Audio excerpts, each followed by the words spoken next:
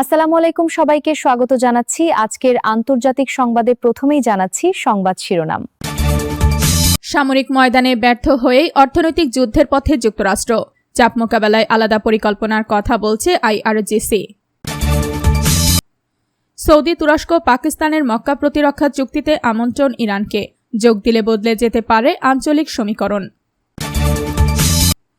যুক্তরাজ্যে 7 বছর দায়িত্ব পালনের পর সরে গেলেন রুশ রাষ্ট্রদূত, সম্পর্কের অবনতির জন্য লন্ডনকেই দুষছে মস্কো। পাল্টাপাল্টি শুল্কে তীব্র যুক্তরাষ্ট্র, কানাডা বাণিজ্য যুদ্ধ, ট্রাম্পকে আর বিশ্বাস করা যায় না বললেন অন্টারিওর প্রিমিয়ার। এতক্ষণ শুনছিলেন সংবাদ শিরোনাম, এখন শুনবেন বিস্তারিত। তার আগে আপনারা যদি ফিলিস্তিন ও মুসলিমদের পক্ষে থাকেন তাহলে চ্যানেলটি সাবস্ক্রাইব করে কমেন্টে জানান আপনি কোথা থেকে ভিডিওটি দেখছেন। সামরিক ময়দানে ব্যর্থ হয়েই অর্থনৈতিক যুদ্ধের পথে যুক্তরাষ্ট্র, চাপ মোকাবেলায় আলাদা পরিকল্পনার কথা বলছে আইআরজিসি। ইরানের বিরুদ্ধে অর্থনৈতিক যুদ্ধ জোরদারের সিদ্ধান্তকে সামরিক ব্যর্থতার নীরব স্বীকারোক্তি হিসেবে দেখছে দেশটির ইসলামিক রেভলিউশনারি গার্ড কোর বা আইআরজিসি। বাহিনীটির মুখপাত্র সারদার মোহেবি বলেন, যুক্তরাষ্ট্র সামরিক ক্ষেত্রে বিজয়ী হলে নতুন করে অর্থনৈতিক যুদ্ধ শুরু করার প্রয়োজন হতো না। তার মতে, যুদ্ধের ময়দানে প্রকাশিত ফল না পেয়েই এখন নিষেধাজ্ঞার মাধ্যমে ইরানকে চাপে ফেলতে চাইছে ট্রাম্প। মোহেবি জানান, অর্থনৈতিক চাপ তেহরানের জন্য নতুন নয়। গত 47 বছর ধরে ইরানের গুরুত্বপূর্ণ খাতগুলো মার্কিন নিষেধাজ্ঞার মধ্যে রয়েছে। ইরানের বিরুদ্ধে জনমত ও বিভিন্ন ধারণা তৈরি এখন ওয়াশিংটনের প্রধান লক্ষ্য বলে দাবি তার। তবে যুক্তরাষ্ট্রের প্রতিটি শত্রুতামূলক পদক্ষেপ মোকাবেলায় আইআরজিসির আলাদা পরিকল্পনা রয়েছে। অন্যান্য দেশের সঙ্গে বাণিজ্য ও সম্পর্ক বাড়িয়ে মার্কিন চাপ এড়িয়ে অর্থনৈতিক কার্যক্রম চালিয়ে যাওয়ার কৌশল নেওয়া হয়েছে এবং এর ফল শিগগিরই দৃশ্যমান হবে বলেও জানিয়েছে আইআরজিসি। সৌদি তুরস্ক পাকিস্তানের মক্কা প্রতিরক্ষা চুক্তিতে আমন্ত্রণ ইরানকে, যোগ দিলে বদলে যেতে পারে আঞ্চলিক সমীকরণ।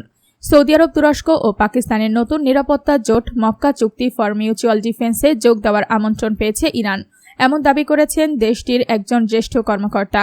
ইরানের পার্লামেন্টের খানে মেল্লাত বার্তা সংস্থার প্রধান মেহেদি রাহিম জানিয়েছেন, তেহরান আমন্ত্রণটি পর্যালোচনা করছে, তবে ইরানের পররাষ্ট্র মন্ত্রণালয় কিংবা জোটের কোনো সদস্য দেশ এখনও আনুষ্ঠানিকভাবে বিষয়টি নিশ্চিত করেনি। গত 7 আগস্ট সৌদি যুবরাজ মোহাম্মদ বিন সালমান, তুর্কি প্রেসিডেন্ট রিসেপ তাইয়েপ এরদোয়ান ও পাকিস্তানের প্রধানমন্ত্রী শাহবাজ শরীফ চুক্তিটি স্বাক্ষর করেন। এর আওতায় একটি সদস্য দেশ আক্রান্ত হলে সেটিকে সবার ওপর আক্রমণ হিসেবে বিবেচনা করা হবে। তুরস্ক জানিয়েছে, জোটটি ইরান কিংবা নির্দিষ্ট কোনো দেশের বিরুদ্ধে গঠন করা হয়নি। ভবিষ্যতে মিশর সহ আরও দেশ এতে যুক্ত হতে পারে। ইরান আমন্ত্রণ গ্রহণ করলে পশ্চিমা মিত্র হিসেবে পরিচিত 3 দেশের এই জোটের চরিত্র বদলে গিয়ে বৃহত্তর আঞ্চলিক নিরাপত্তা ব্যবস্থায় রূপ নিতে পারে। যুক্তরাজ্যে 7 বছর দায়িত্ব পালনের পর সরে গেলেন রুশ রাষ্ট্রদূত, সম্পর্কের অবনতির জন্য লন্ডনকেই দুষছে মস্কো।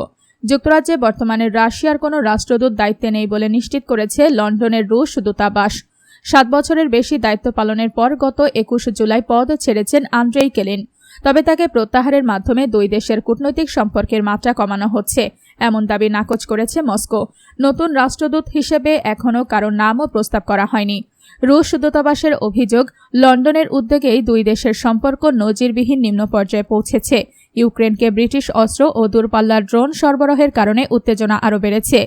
রাশিয়ার অভ্যন্তরে হামলায় ব্রিটিশ ড্রোন ব্যবহৃত হওয়ার অভিযোগ তুলে যুক্তরাজ্যকে এর মূল্য দিতে হবে বলেও হুঁশিয়ারি দিয়েছে মস্কো। অন্যদিকে ব্রিটেন জানিয়েছে তারা ইউক্রেনের পাশে থাকবে। সামরিক সহায়তা সহ কিয়েভকে প্রায় 25 বিলিয়ন পাউন্ড দেওয়ার প্রতিশ্রুতিও রয়েছে দেশটির। পাল্টাপাল্টি শুল্কে তীব্র যুক্তরাষ্ট্র, কানাডা বাণিজ্য যুদ্ধ, ট্রাম্পকে আর বিশ্বাস করা যায় না বললেন অন্টারিওর প্রিমিয়ার। বাণিজ্য আলোচনা ভেঙে যাওয়ার পর কানাডীয় পণ্যের ওপর যুক্তরাষ্ট্রের 50% শুল্ক কার্যকর হয়েছে। জবাবে মার্কিন ইস্পাত ও দুগ্ধজাত পণ্যের ওপর পাল্টা শুল্ক আরোপের ঘোষণা দিয়েছেন কানাডার প্রধানমন্ত্রী মার্ক কার্নি। ট্রাম্পের অভিযোগ, কানাডা অঙ্গরাজ্য না হয়েও যুক্তরাষ্ট্রের একটি রাজ্যের সব সুবিধা ভোগ করতে চায়। অন্যদিকে কার্নি বলেছেন, ওয়াশিংটন শেষ মুহূর্তে এমন কিছু অন্যায্য শর্ত দিয়েছে যা কানাডার পক্ষে মেনে নেওয়া সম্ভব নয়। নতুন মার্কিন শুল্কে প্রায় $20 বিলিয়ন কানাডীয় পণ্য ক্ষতিগ্রস্ত হবে। আগামী 8 সেপ্টেম্বর থেকে কানাডার পাল্টা শুল্ক কার্যকর হওয়ার কথা রয়েছে। অন্টারিওর প্রিমিয়ার ডগ ফোর্ড বলেছেন, ট্রাম্পকে বিশ্বাস করা যায় না।